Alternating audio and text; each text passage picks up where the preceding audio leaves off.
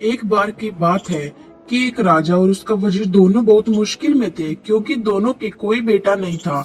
दोनों की यह एक सी मुश्किल उन दोनों को एक दूसरे के और करीब ले आई थी। वे एक दूसरे के साथ ही में खुश रहते। दोनों अलग अलग तो बस कभी कभार ही दिखाई पड़ते। जहाँ राजा रहता वहीं उसका वजीर भी रहता, और जहाँ वजीर रहता वह राजा भी मिलता। एक सुबह वह दोनों जंगल में शिकार करने गए थे। वहां उनको एक साधु मिल गया जो आग के सामने उकड़ू बैठ गया था। लगता था कि वह पूजा कर रहा था, क्योंकि उसने आने वाले की तरफ देखा ही नहीं। राजा बोला, चलो चलकर इससे बात करते हैं, हो सकता है कि यह भला आदमी हमारा कुछ काम कर सके। सो दोनों ने उसके सामने लेटकर उसको प्रणाम किया और अपना दुखड़ा रोया, सिर नीचे झुकाया। झुकाए ही साधु बोला, तुम दुखी मत हो, तुम लोग दुखी बिल्कुल मत हो। लो ये 2 आम ले जाओ, एक आम तुम अपनी पत्नी को खिला देना और यह दूसरा आम दूसरे की पत्नी को खिला देना। तुम दोनों की पत्नियों के बच्चे हो जाएंगे। साधु को बहुत बहुत धन्यवाद देकर राजा और उसका मंत्री दोनों अपने अपने घर लौट गए और आम अपनी अपनी पत्नी को खिला दिए। ठीक समय पर दोनों ने एक एक लड़के को जन्म दिया। जब ये दोनों लड़के पैदा हुए तो राजा के घर में और वजीर के घर में ही नहीं बल्कि सारे राज्य में खुशियां मनाई गई। ब्राह्मणों को बिना नाप तोल के बहुत सारी भेंट दी गई। गरीब लोगों को खाना खिलाया गया। सारे कैदी छोड़ दिए गए। देश में ऐसा समय पहले कभी किसी ने नहीं देखा था। जैसा कि सोचा जा सकता है, दोनों घरों में दोनों बच्चों की खास देखभाल की गई। जब वे बहुत छोटे थे तो उनकी देखभाल के लिए कई दाइयां रखी गई, और जब वह कुछ बड़े हो गए तब उनको कई टीचर पढ़ाने के लिए रखे गए। उनको सब तरह की शिक्षा दिलवाने के लिए किसी पैसे या कोशिशों में किसी तरह की कोई कमी नहीं बरती गई। इससे वह दोनों शिक्षा और कला दोनों में बहुत अच्छे निकले। अपने पिताओं की तरह वह भी आपस में एक दूसरे से बहुत प्यार करते थे और दोनों अक्सर साथ साथ ही रहते थे। एक दिन वह दोनों शिकार खेलने के लिए एक साथ जंगल में गए। वे दोनों घंटों तक शिकार की खोज में घूमते रहे। काफी देर बाद राजकुमार बहुत थक गया और उसे प्यास भी लग गई। वह अपने घोड़ों से उतर गए और उन्होंने अपने घोड़े एक पेड़ से बांध दिए। राजकुमार वहीं घोड़ों के पास बैठ गया और वजीर का बेटा पानी की खोज में चल दिया। उसको जल्दी ही एक छोटी सी नदी मिल गई। वह राजकुमार की प्यास को तो भूल गया और उस नदी के स्रोत को ढूंढने चल दिए। वह 1-2 मील ही हो गया होगा कि उसको उसका स्रोत मिल गया। वहां उसने एक बहुत सुंदर परी को एक शेर के सहारे बैठा देखा। उसने यह भी देखा कि वह शेर उस परी से डरा हुआ था। यह दृश्य देखकर तो वह आश्चर्य से चौंक गया और इसे बताने के लिए राजकुमार के पास दौड़ गया। साथ में उसने राजकुमार को पिलाने के लिए थोड़ा सा पानी भी साथ ले लिया। वह जब वजीर का बेटा राजकुमार के पास पहुंचा तो राजकुमार ने पूछा, अरे इतनी देर तक तुम कहाँ रह गए थे और तुम ऐसे डरे से क्यों दिखाई दे रहे हो? तुम्हें क्या हुआ? वजीर के बेटे ने जवाब दिया, कुछ नहीं कुछ नहीं। राजकुमार बोला, कुछ तो हुआ है, चेहरा तुम्हारा बता रहा है कि तुम्हारे साथ जरूर ही कुछ हुआ है। तो वजीर के बेटे ने उसे बताया कि उसने एक बहुत सुंदर लड़की को देखा। वह शेर के सहारे बैठी हुई थी और वह शेर उससे बहुत डरा हुआ लग रहा था। ऐसा था कि उसकी सुंदरता का जादू है। राजकुमार बोला, मैं भी ऐसी लड़की को देखना चाहूंगा, तुम मुझे उसके पास ले चलो। वजीर का बेटा राजी हो गया और दोनों उस लड़की की तरफ चल दिए। वहां जाकर उन्होंने देखा कि शेर तो उस परी की गोद में सिर रख सो रहा था। वजीर का बेटा बोला, डरो मत, हम उतनी देर में उस लड़की को पकड़ लेते हैं जबकि शेर सोया हुआ है। वे दोनों उस लड़की के और करीब चले गए। वजीर के बेटे ने शेर का सिर उठाया और उसको जमीन पर लेटा दिया, जबकि राजकुमार ने लड़की को पकड़ा और उसके साथ लेकर वहां से चला दिया। वजीर का बेटा वही रह गया। जब शेर जागा तो वह वजीर के बेटे के अलावा किसी और को न देखकर बोला, अरे वाह, परी कहाँ गई? वजीर का बेटा बोला, मेरा दोस्त उसको ले गया है। शेर बोला, तुम्हारा दोस्त? तुम उसको अपना दोस्त कहते हो जो तुमको मरने के लिए यहाँ छोड़ गया है। वह तुम्हारा दोस्त नहीं, वह तो तुम्हारा सबसे बड़ा दुश्मन है। कोई सच्चा दोस्त इस तरीके से अपने दोस्त के साथ नहीं करेगा जैसा उसने तुम्हारे साथ किया। अब मैं तुम्हारे सच्चे दोस्त की एक कहानी सुनाता हूँ। एक बार की बात है कि 3 दोस्त थे। एक राजकुमार था, एक ब्राह्मण था और एक बढ़ई था। इन तीनों के पास अपनी अपनी खास उतरवी थी। राजकुमार मुश्किल से मुश्किल और पेचीदा से पेचीदा मामलों को बहुत जल्दी सुलझा देता था। ब्राह्मण मरे हुए आदमी को जिंदा कर सकता था और बढ़ई चंदन की लकड़ी का एक ऐसा घर बना सकता था जो उसके मालिक के कहने पर कहीं भी जा सकता था। एक दिन ब्राह्मण और उसके माता पिता में कुछ कहा सुनी हो गई तो उसके माता पिता ने उसे घर से निकाल दिया। इस परेशानी के समय में वह अपने दोनों दोस्तों के पास पहुंचा और जाकर उन्हें सब हाल बताया। उसने उनसे कहा कि वे उसके साथ किसी दूर देश चले। राजकुमार और बढ़ई दोनों राजी हो गए और तीनों वह देश छोड़कर वहां से कहीं और चल दिए। वे लोग बहुत दूर नहीं गए थे कि राजकुमार किसी वजह से रुक गया, पर बढ़ई और ब्राह्मण आगे चलते रहे।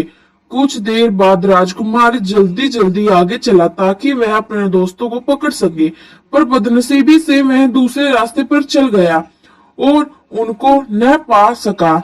वह इस आशा में चलता रहा कि वह अपने दोस्तों को ढूंढ लेगा, पर जब काफी दूर जाने पर भी वह उसको नहीं मिले तो उसको लगा कि वे इतनी तेज क्यों जा रहे थे कि वह उनको पकड़ ही नहीं पा रहा था।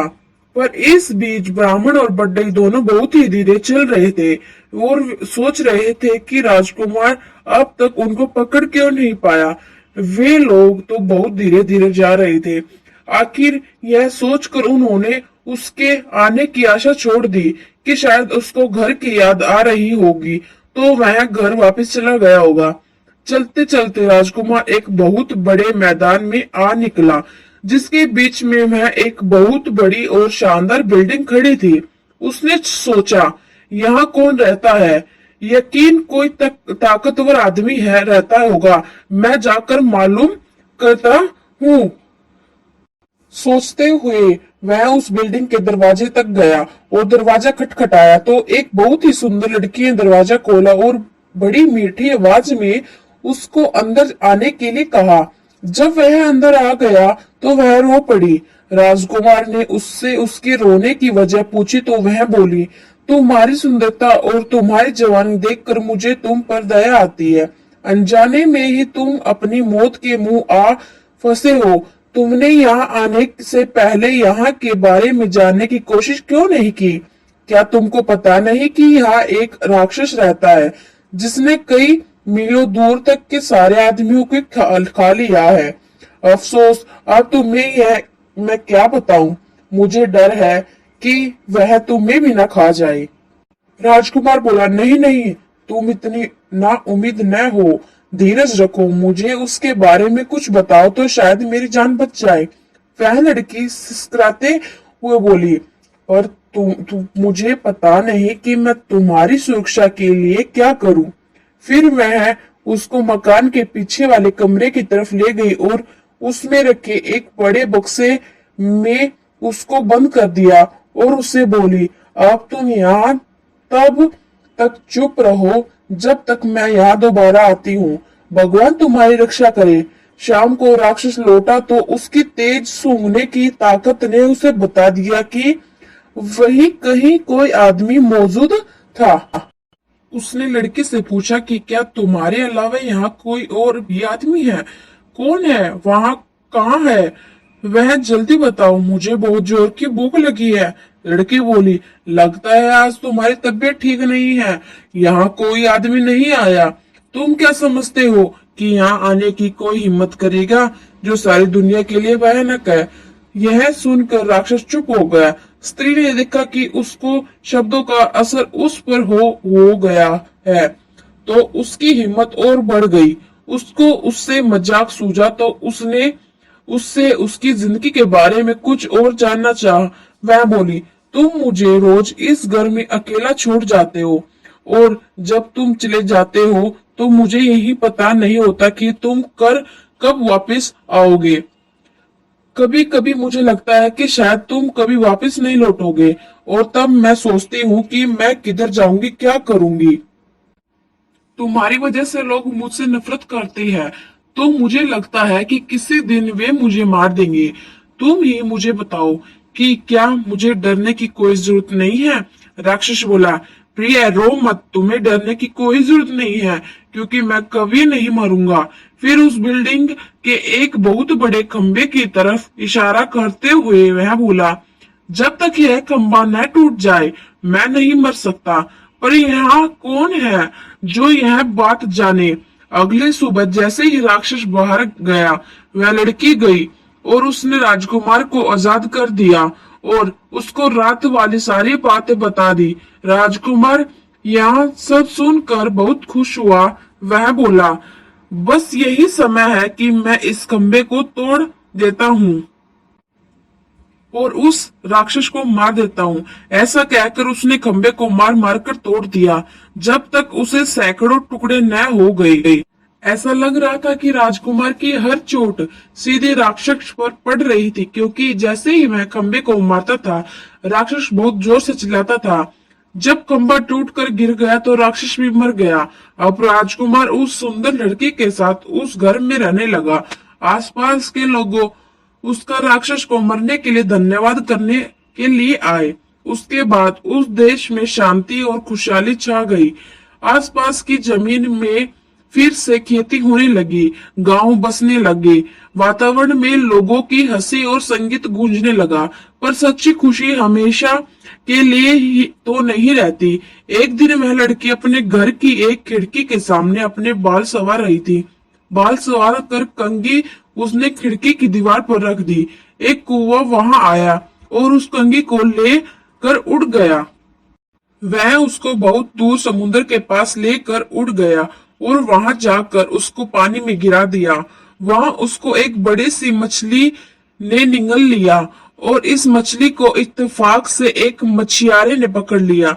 उसने देखा कि मछली बहुत बढ़िया थी, सो उसे वह राजा के महल में राजा के खाने के लिए दे दिया। जब रसोइया मछली साफ कर रहा था तो उसको उसके पेट में एक कंघी मिली। उसको यह बड़ा अजीब सा लगा, सो वह उसको राजा के पास ले गया। राजा ने जब वह कंघी देखी तो उसने उसके मालिक से मिलने की इच्छा प्रकट की। उसने चारों तरफ अपने आदमी भेजे कि वह उस कंघी वाली का पता लगा कर लाए और उसको बहुत बड़ा इनाम देने के लिए वादा किया तो उससे उसके पास लाएंगे। राजा ने जब वह कंघी देखी तो उसने उसके मालिक से मिलने की इच्छा प्रकट की। उसने चारों तरफ अपने आदमी भेजे कि वह उस कंघी वाली का पता लगा कर लाए और उसको बहुत बड़ा इनाम देने का वायदा किया और उससे उसके पास लाएंगे। कुछ समय बाद एक स्त्री मिली जिसने कहा कि वह उस कंघी को पहचानती है और उसने यह वादा किया कि वह उस कंघी की मालकिन से राजा को मिलवा देगी। वह राजकुमार की पत्नी से मिली और बहुत जल्दी ही उनके परिवार में घुल मिल गई। इतना ही नहीं बल्कि उसको घर में रहने के लिए भी बुला लिया गया, जो उसने तुरंत ही स्वीकार कर लिया। उसने देखा कि जब तक राजकुमार जिंदा है तब तक वह उद्देश्य में सफल नहीं हो सकती, तो उसे राजकुमार को जहर दे दिया और हकीम को रिश्वत देकर उसकी पत्नी से यह कहलवा दिया कि वह मौत ही मरा है। उफ, राजकुमारी की पत्नी तो राजकुमार की मौत पर बहुत दुखी हुई और बहुत रोई। उसके इतना दुखी होने पर तो लोगों को लगा कि वह तो मर ही जाएगी, पर उसने उसकी लाश को नहीं छोड़ा। उसने उसको एक मजबूत बक्से में बंद करके अपने प्राइवेट कमरे में रख लिया। उसने अपने पति से उसके दो दोस्तों के बारे में अक्सर सुना था कि वे क्या कर सकते थे। उसको क्या आशा थी कि एक दिन वह उनके जरूर मिलेगी और अपने पति को जिंदा करवा लेगी। जैसे ही उस स्त्री को मौका लगा, उसने उस लड़की को उसके घर छोड़ने के लिए और अपने साथ रहने के लिए कहा कि वह तो काफी परेशान थी। कुछ दिन वह वहां से कहीं दूर रह लेगी तो उसको थोड़ी शांति मिल जाएगी। लड़की राजी हो गई, उसके साथ चल गई। अपने घर आते ही उस स्त्री ने राजा को खबर की वह अपने उद्देश्य में सफल हो गई। राजा वहां आया और उस लड़की को जबरदस्ती अपने महल ले गया और उससे प्रार्थना की कि वह उसके साथ उसकी रानी बनकर रहे। लड़की बोली कि वह उससे शादी तो कर लेगी, पर उसको 6 महीने का समय दिया जाए, क्योंकि उससे पीड़ित ने उससे ऐसा करने के लिए कहा था। राजा यह सुनकर बहुत खुश हुआ और उस दिन का इंतजार करने लगा जब वह दिन आएगा जब वह उस लड़की से शादी कर पाएगा। उसके लिए उसने एक छोटा सा महल सड़क के किनारे बनवा दिया था। वह उसी से अकेली रहती थी। इस बीच वह लड़की भगवान से यह मनाती रही कि उसके पति के दोनों दोस्त कहीं से उसे मिल जाए तो वह इस राजा से शादी करने से बच जाए। वह हर जगह पूछताछ करती रही। वह हमेशा अपनी खिड़की पर ही बैठी रहती और आशा में बाहर की तरफ देखती रहती कि शायद वे दोनों वहां से कभी गुजरे। एक दिन उसने दो आदमी अपने घर की तरफ आते देखे तो उसने उनसे पूछा, आप लोग कौन हैं और कहां से आए हैं? वे बोले, हम लोग यात्री हैं और काफी यात्रा करने के बाद यहाँ तक पहुंचे हैं। हमारो साथ हमारा एक दोस्त राजकुमार भी था, पर अब वह खो गया। हम उसी को ढूंढते हैं। लड़की बोली, आप अंदर आइए और थोड़ा आराम कीजिए, फिर मुझे अपने खोए हुए दोस्त के बारे में कुछ बताइए। शायद मैं आपके खोए हुए दोस्त को ढूंढने में काफी कुछ सहायता कर सकूं। सो वे दोनों महल में चले गए और उस लड़की के पास बैठकर उन्होंने उसको अपनी सारी कहानी बताई। लड़की बोली, भगवान का लाख लाख धन्यवाद कि आप लोग यहाँ हैं, पर मुझे अफसोस है कि राजकुमार तो मर चुका है। ब्राह्मण बोला, उसकी आप चिंता न करें, मैं उसको जिंदा कर लूंगा। भगवान का लाख लाख धन्यवाद है कि हम ठीक जगह पर पहुंच गए। भगवान आपकी हर इच्छा पूरी करे। आप हमें राजकुमारी का शरीर दिखाइए। लड़की बोली, पर जरा ठहरिए, हमको बड़ी सावधानी से काम लेना है। इस देश के राजा को मुझसे बहुत प्यार हो गया है। मेरी प्रार्थना पर वह शादी के लिए 6 महीने तक इंतजार करेगा। 6 महीने पूरे होने वाले हैं और 6 महीने पूरे होते ही वह मुझको यहाँ से ले जाएगा। हम लोगों को बहुत ही सावधानी से काम करना है, क्योंकि राजा ने मेरे चारों तरफ बहुत सारा पहरा लगा रखा है। जो कुछ भी यहाँ होता रहता है ये पहरेदार जाकर राजा को सब बताते रहते हैं। मुझे यकीन है आपको यहाँ होना भी राजा को पता चल गया होगा। अब देखना यह है कि हम यहाँ से निकले कैसे। बड्डई बोला, मैम आप डरिए नहीं, अगर आप मुझे जरा सा चंदन की लकड़ी का टुकड़ा ला दे तो मैं उससे एक ऐसा महल बना दूंगा तो जो उसके मालिक की इच्छा पर इधर से उधर आ जा सकेगा। लड़की बोली, ठीक है मैं देखती हूँ। इसी समय उस लड़की ने एक दूत राजा के महल की तरफ एक संदेश लेकर भेजा, मैंने आपसे शादी करने का फैसला किया है। हमारी शादी का दिन पास आ रहा है। आप मुझसे खुश रहे। आप मुझे 300 मन चंदन की लकड़ी भिजवा दे। राजा ने तुरंत ही उसकी बात मानकर उसको 300 मन चंदन की लकड़ी भिजवा दी और बड्डई ने उससे मकान बनाना शुरू कर दिया। जब मकान बनकर तैयार हो गया तो लड़की ने राजा को एक और संदेश भेजा, ओ भले शानदार राजा, हमारी शादी का दिन अब पास आ रहा है, तो आप मेरी भाभी और ननंद को यहाँ तुरंत आने की इजाजत दे। मैं अपनी शादी के बारे में उनसे कुछ सलाह लेना चाहती हूँ। राजा ने उसकी यह प्रार्थना भी मान ली। जैसे ही वे दोनों स्त्रियां उस लड़की के पास चंदन के मकान में पहुंची, वैसे ही बड्डे ने उस मकान को राक्षस के मकान के पास जाने के लिए कहा। वहां उनको राजकुमार मिल जाता और वे लोग राजा से दूर आराम से रहते। बड्डे के कहते ही चंदन का मकान उड़ चला और वह इतनी बेआवाज उड़ा कि किसी को पता ही नहीं चला कि यह क्या हो रहा है। वे सब तो बस उसकी बनावट की तरफ करने लगी थी कि अचानक उन्होंने अपने आपको मरे हुए राक्षस के महल के पास पाया। लड़की ब्राह्मण को राजकुमार की लाश के पास ले गई। ब्राह्मण ने उसके अपना हाथ छुआया कि वह जिंदा हो गया। जब लोगों में खुशी की लहर दौड़ गई। राजकुमार की शादी लड़के से करा दी गई। बाद में पता चला कि वह तो उस समय के एक बहुत बड़े ताकतवर राजा की बेटी थी। राजकुमार के दोनों दोस्त बड्डई और ब्राह्मण की शादी राजकुमार की नंद और भाभी से करा दी गई। सब लोग राक्षस के मकान में बहुत दिनों तक खुशी खुशी रहे। शेर ने अपनी कहानी खत्म करते हुए कहा, ओ वजीर के बेटे, जैसे वे ब्राह्मण और कड्डई उस राजकुमार के दोस्त थे, वैसे लोग ही दोस्त होते हैं। राजकुमार की तो तुम बात मत करो, जो खुद तो परी को लेकर चला गया और तुम्हें यहाँ मरने के लिए छोड़ गया, उसको तुम अपना दोस्त मत कहो।